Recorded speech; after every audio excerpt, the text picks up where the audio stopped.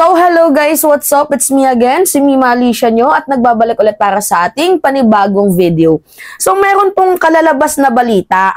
Sabi dito babasa natin sa inyo.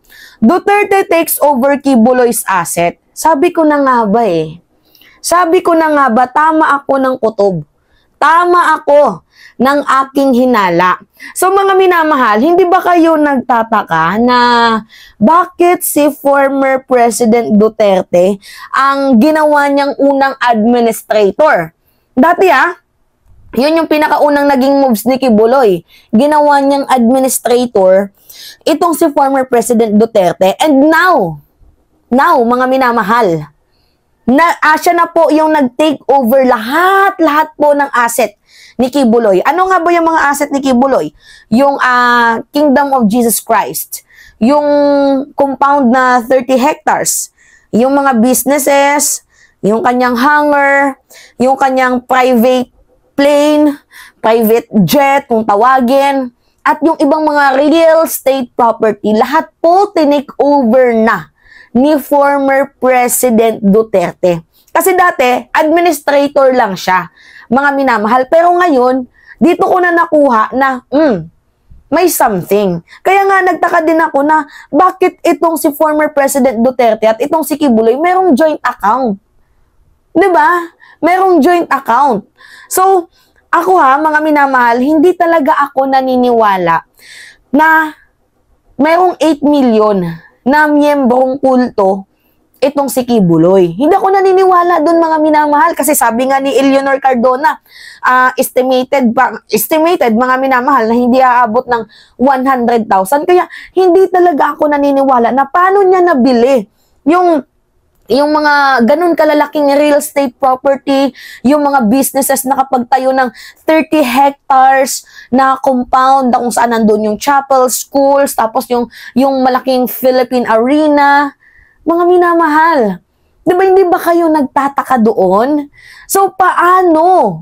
Paano yun nangyari? Kasi kahit pagsamasamahin yung mga limos, yung mga binibentang kakanin, hindi talaga malabo talaga mga minamahal na makabuo ng ganun kalaki na pera si Quiboloy para pampagawa ng kanyang KOJC, ng Kingdom Nation, ng mga businesses niya, ng private plane, hangar, jet, etc., real estate property, blah, blah, blah.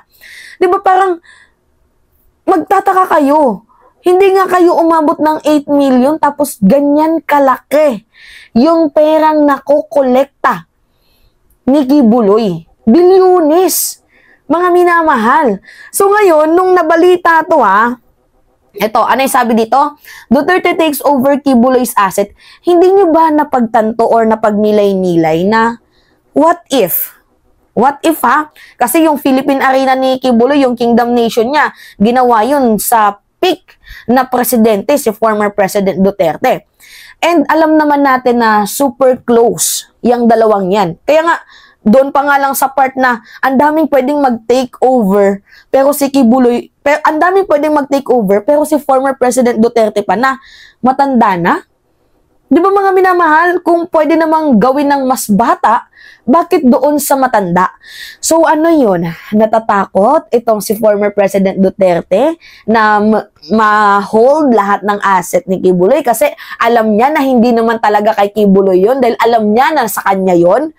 Ako'y nagtatanong lang, sa iyo ba yan, former President Duterte? Yung mga ari-arian ni Quiboloy, galing yan, katas yan ng kurakot mo, ng korupsyon mo, nung ikaw ay mayor pa lamang at nung presidente ka. Ako'y nagtatanong lang, katas ba yan ng pangungurakot mo? Inilagay mo doon sa pangalan ni Quiboloy kasi alam mong best friend kayo. 'Di ba? Halata naman. So, kasi mga minamahal, yung religion, yung church religion, hindi po yan taxable. Tax-free po ang mga religion.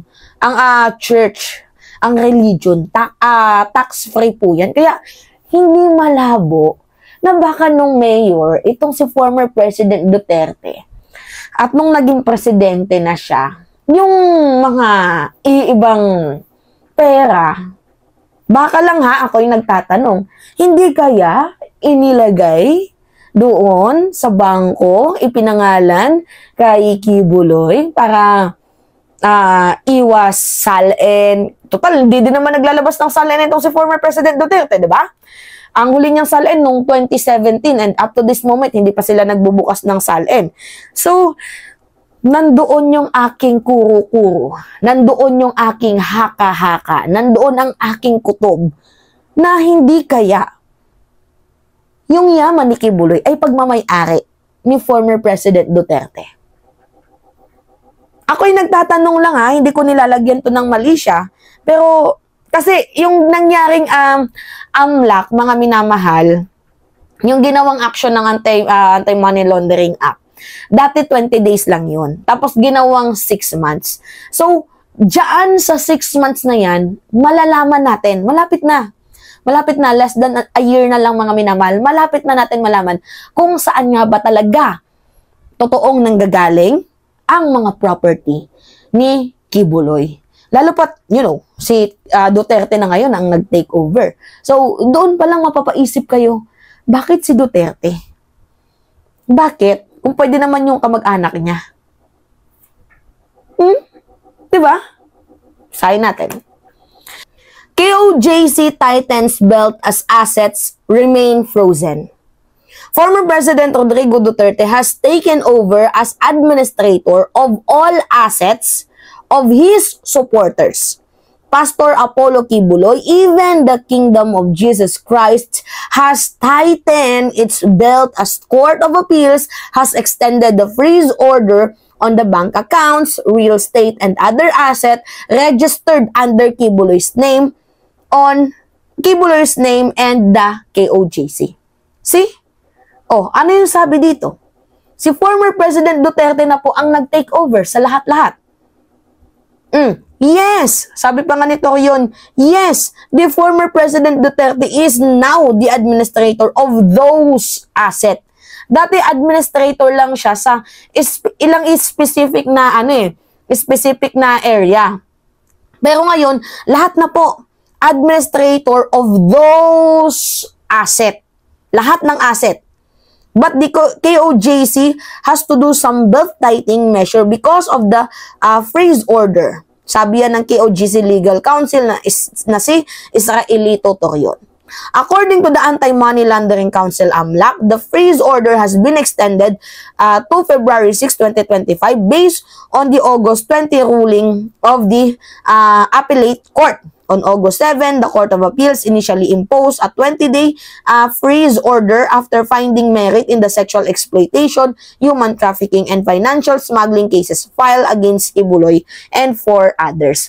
Sa madaling sabi mga minamahal, kaya nagkaroon ng pagka-freeze, kinall out ng AMLAC kasi naniniwala nga sila na yung pera ay galing nga sa masama. Lalo pat may kaso itong si Kibuloy na human trafficking, sexual exploitation, kaya kinall out ng AMLAC itong ni Kibuloy, itong kanyang mga asset na i-freeze para malaman natin kung galing nga ba talaga sa masama yung pera. At alam ko mga minamahal na hindi lang naman yun yung minamatyaga nila.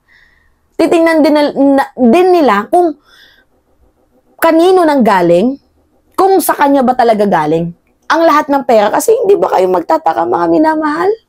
Hindi ba yun katakataka na hindi nga umabot ng 100,000 tas ganyan kadami ang kanyang mga real estate property? Diba? I'm just asking. Wala namang masama. Okay, tuloy tayo. Sabi dito, sa balita, the extension of freeze order would mean there will be no funding for the operation of the KOJC. Hindi bawal galawin. Its church, its Jose Maria College and Law School, continued construction, the 75,000-seater Kingdom, and other commercial establishment run by the congregation. The freeze order covered Kibuloy's 10 banks. Yung 10 bangko na yan, nakapangalan kila Ingrid Canada, yan. Ang dami. 10 tao yan na related sa kanya. Na lahat po yan naka-freeze. Even the vehicles, mga minamahal. Wala na kayong makikitang SMNI dyan kasi lahat po yan naka-freeze. Lahat ng asset ni Kibuloy and lahat ng mga asset niya na related sa iba't ibang mga tao, lahat po yan naka-freeze. Lahat po yan fin-raise ng AMLAC kasi iimbestigahan. So, Kasi may nakitang, tawag dito, may nakitang paglabag. Hindi naman totally na guilty na siya, pero may nakitang, aberya na kung saan kailangang imbestigahan. Kasi lalo pat naniniwala yung AMLAC na, di ba, may kaso siyang human trafficking, na baka yung pera ay galing sa masama. So, I think hindi lang yun yung pinaka-main purpose nila. I think hindi lang talaga yun yung pinaka-main purpose nila, mga minamahal, but to know the real bars behind Kibuloy's asset. Diba? Okay, continue tayo. The freeze order covered Kibuloy's 10 bank accounts with Banco de Oro, Metropolitan Bank, and Trustco, as well as 7 real estate properties in Davao del Norte, Davao City, Davao Oriental, Mati, and Rojas City. It also extend the asset of KOJC, Sunshine Media Network International, and 10 other individuals allegedly involved in the previous illegal activities, sabi yan ni Torion. So, Torion said KOJC has to comply with freeze order of appellate court. Duterte, on the other hand, has yet to issue a statement regarding the matter.